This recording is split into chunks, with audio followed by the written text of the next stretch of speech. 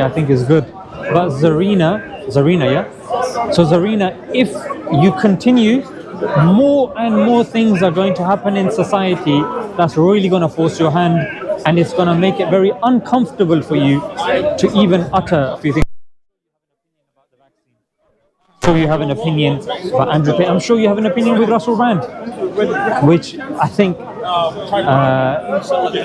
is in accordance to what you're saying. You're following what's going on with Russell Brand, isn't it? Sure, I think that's all really interesting. But yeah, at the end of the day, just to bring back to the main point, I think that this man is definitely innocent. I do agree that, in society, there's a lot of issues. I guess, Zarina, what I was saying was, let's look for the root thing that Andrew Tate stands for.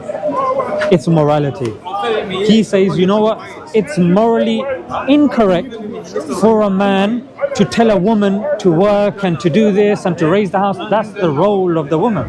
What's the role of the man? He's making moral statements. And what I'm saying, Zarina, is that people watching that may be of a different morality. They might be part of a liberal morality. They might be part of a Christian morality. What I'm trying to say is that discussions on morality is incredibly important. You've definitely made your point and you've made it very well. And I hope, people, take this on board.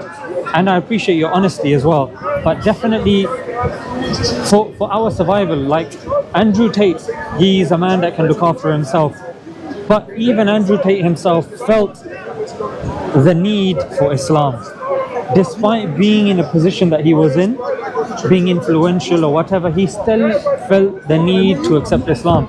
So for us, even as the viewers and people that are here, I think it's very important for us to realize the magnitude of the decision that he took and why he took this decision. Religion can definitely fulfill a certain void. We feel that way with people feel that way with Christianity, Buddhism, Hinduism, Jainism, Shintoism. People definitely, and Islam as well. People definitely do find religion as a way to fulfill that sense of lacking that internal way. So I can definitely see the goods in finding a certain religion. Have you looked into Islam, or what points in Islam would you say, although I've already identified a few, what would you say aligns with your current worldview? I'm not sure it's helpful for me to comment too much on that. Because we've already done the main part of the discussion that you wanted, isn't it? So now we're just talking about kind of extra things, morality and stuff like that. The reason why I think it is helpful, Zarina, is I'm not here to put down any religion. In fact, I would say if the UK were Muslims or Christians or Jews, it would be more helpful than being atheistic liberals that say just take morality from yourself. Most atheists, most atheists, they actually talk about evolution, how people have evolved to be moral, and how, again, things like altruism is actually evolutionary human traits. And they would say, for example, that humans are innately empathetic, that we're innately compassionate, and that society just needs to have certain, rules put in place to enforce that. And I think that's what most atheists or religious people actually say. The only thing with that is it goes against the principle of evolution, which is survival of the fittest. That's incompatible with morality, in fact, because it's not, morality is actually separate to survival of the fittest, because according to Darwin, it's just about survival. I need to survive so I can pass on my genes. Doesn't matter if I'm moral. Somebody that sacrifices their life for somebody weaker than them, that's something that is problematic for Darwinism, in fact. Giving into charity when you're supposed to be thinking of survival of the fittest is posing problems. Actually, poses problems. Survival of the fittest generally means that the fittest genes pass on, so the strongest genes survive, and that ensures the future survival of the human. That's right. That's right. So when you are sacrificing yourself for somebody weaker than you, it goes against that. And evolution actually starts with the first self-replicating DNA or gene or organism. Doesn't talk about how the universe began. And sometimes, Zarina, the reason why it's very important is because if we think and if we live by a certain morality, it actually will proceed in making us better people. I'll give you an example. Somebody who doesn't believe in any morality, he believes that human beings are good and that's fine. Okay, He believes that or she, when we're going to die, we're just going to become dust. We're going to become dust. If a person believes we're going to become dust, there's no accountability, there's no judgment, then do what thou wilt. Then what's going to happen is you cannot tell the difference, because if you don't have morality, you can't say what's right, what's wrong. What I mean by this is, if somebody is, because you're saying, if this is the role in the home, the man needs to be the provider, the woman needs to be the one looking after the home. These are moral points. These align with Christianity, they align with Judaism, they align with Islam. So that's one of the points. They do, of course. But the thing, when you say humanity or humanism, that's where I would say it depends. Because humanism is open to a person's desires. It's up to you how you view things. There's no necessary morality. It's majority rules. For example, if you're in a society where, let's just say, you're running out of food and you have dead bodies, if scientists say for our survival we can eat dead bodies, that is what would be happening. If people say in order for us to survive we need to, and if your survival depends on torturing a little child, they would say, utilitarianism, survival of the majority whilst punishment of the few, it's okay, no problem. So Zarina, I think this is definitely an important part of the conversation. Morality, where we get our morality from, what is this morality, and how do we make sure that it's consistent, it's objective? Because if somebody says, for example, you may say that, and you may argue, look, a man's job is to earn, a woman's job is to make sure that the house is in a hospitable, and she's raising the kids and she's making the home environment hospitable. Yeah, someone will say, why? Now, how would you argue that without using morality? Well, effectively, I would say that this is a very biologically evolutionary trait that, men have evolved to be providers, women have evolved to be caregivers, and that's not to say, I'm not negating women's desire to have careers or to have jobs or to have independence. Simply saying that in a relationship, typically, a man's role is to provide and a woman's role is to be a caregiver. That's just the basic way in which people have evolved, or the way in which the man evolved. But then, do you see how the argument, when you take evolution, because evolution as a theory, we don't necessarily understand too much about it, because it's a growing theory. Scientists claim it's the best answer that we have at this moment in time. But again, if evidence comes tomorrow, it can be taken in this direction, it can be taken in that direction. And the more we understand about evolution, we are predisposed to eating, overeating. We're predisposed to lying, to cheating. Do you see? And we're predisposed to believing in a God as well. But just like when a man sees a woman, he's attracted towards her. But then Darwinian evolution or evolution says mating, isn't it? You want to mate with her. However, our morality tells us this is not the right time.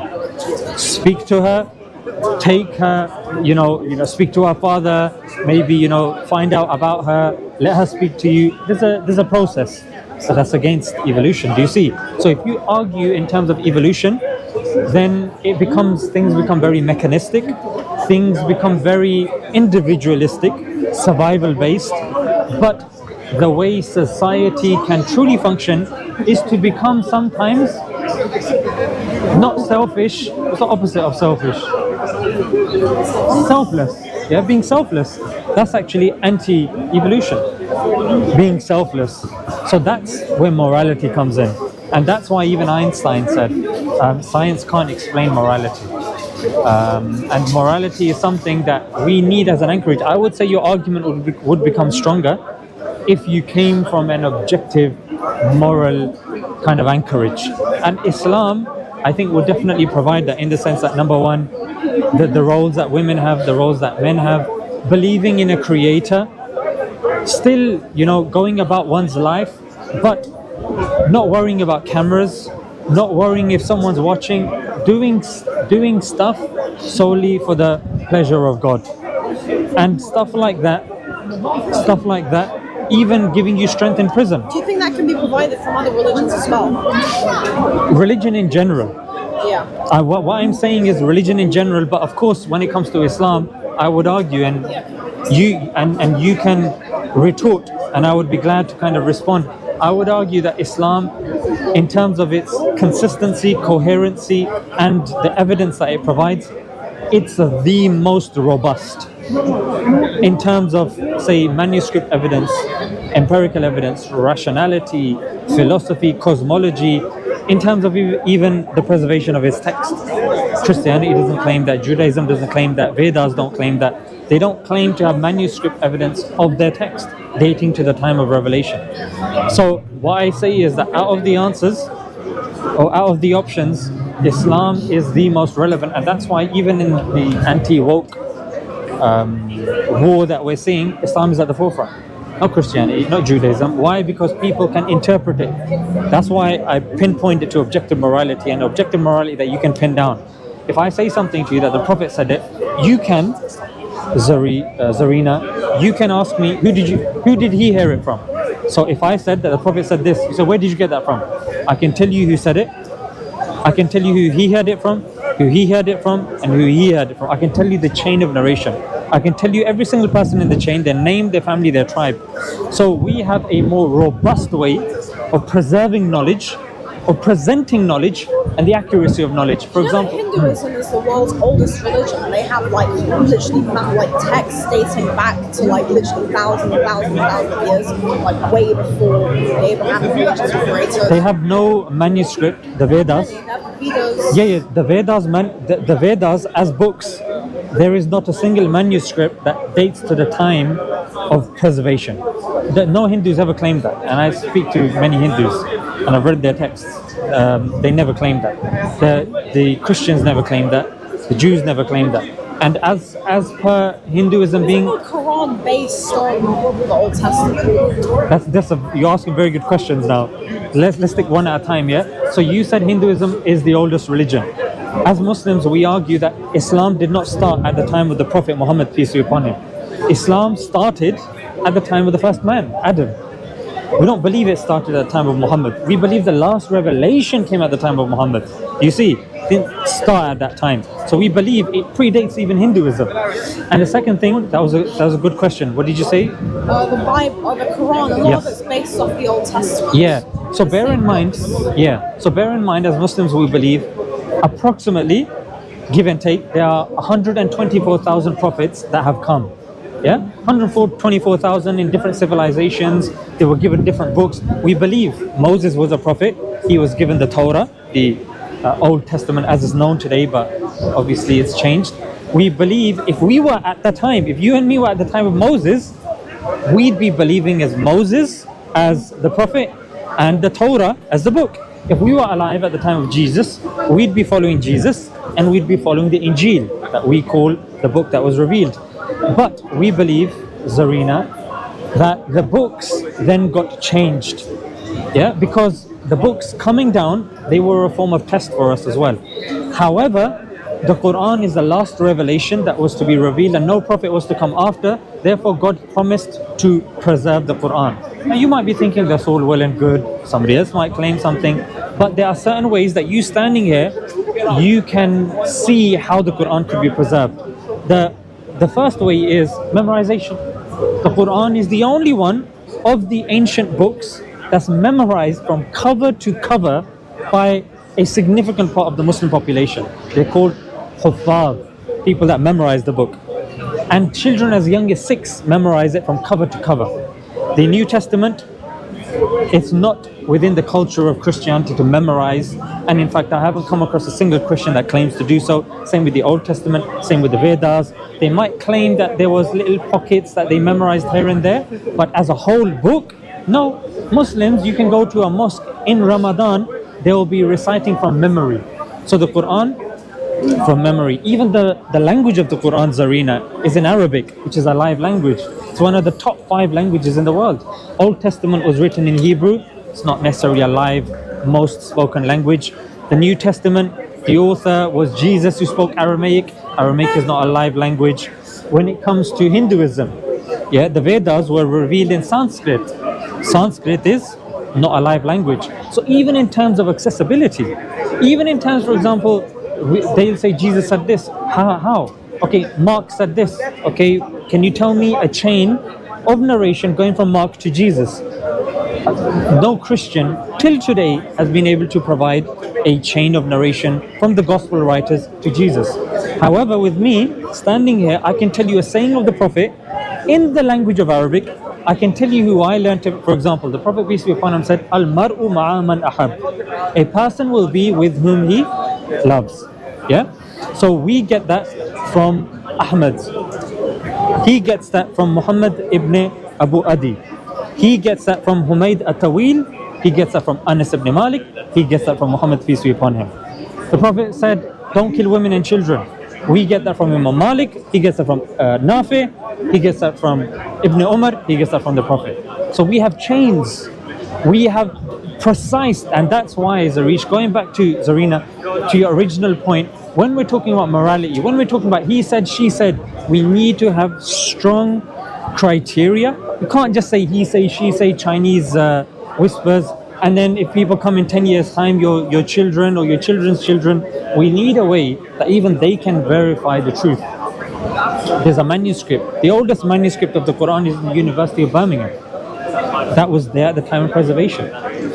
So, and this, the evidence has continued, the numerical miracles and this and that. But the point remains, Islam is unique, even in terms of the falsification in the Quran as well. But I feel like you want to go. Sure, no, very interesting discussion. Yeah. But if you ever want to, kind of continue this, or you want to know more, I would say it will help your cause. It will help your cause. It will help your life. And at the end of the day, Zarina, when we die, we're going to go into our own grave, isn't it? So it's all well and good about what's happening out and about, but our biggest priority should be ourselves. And how do we judge what's right and wrong? Morality, where do we get morality from? There has to be a creator. When we look around us, it didn't just come by chance or by nothing, or it doesn't make sense. When we see a bag that doesn't belong to somebody, you won't say that existed, came about over hundreds of years. But no, you would immediately say it has an owner. If I see your jacket, which is very nice, I'll say, who designed it? Which shop did you get it from? They say, oh, that jacket is very nice. Came over hundreds and hundreds of years. You take that as an insult, you see. So even, these questions, we should definitely kind of reflect on them. And I appreciate, you coming and wanting to talk as well. And of course, if you want to come and talk again and, talk about a different topic, I'll be more than glad to. You're very open-minded, which is very nice. Thank you, Zarina. Thank you. I have respect. Yeah. Okay, thank you. It's a bit counter-respectful. No. Shall I tell you what it is? Yeah. When you shake someone's hand, as a man, no, you know what it is? It's not germs. Like the first time I shook my wife's hand, I'm telling you, I had goosebumps because physical touch, I think, especially when it comes to cross-gender, it should be with somebody that will respect you, somebody that will be to some degree committed to you. I think most people just see handshaking. No, this is within Western civilization. If you were to go to, for example, Japan, they don't do that. In India, they don't do that. This is actually the Western system. And if a Western person wants to do it, but if a Western person says, no, this is the correct way, this is the right way, I would argue not necessarily, because Correct way for that culture.